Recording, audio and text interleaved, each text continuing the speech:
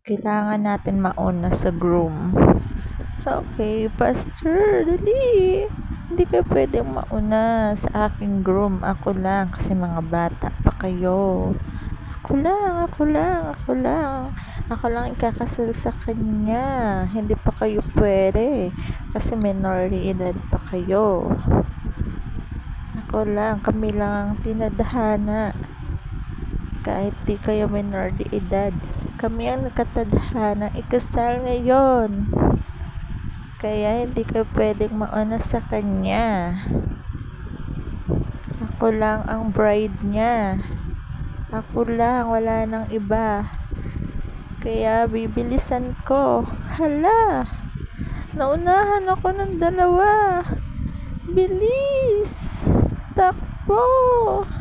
Hindi kayo mauuna dahil kami ang tinadhana. Kahit anong mangyari. Kami lang. Kahit naunahan nyo pa ako, maunahan ko pa rin kayo.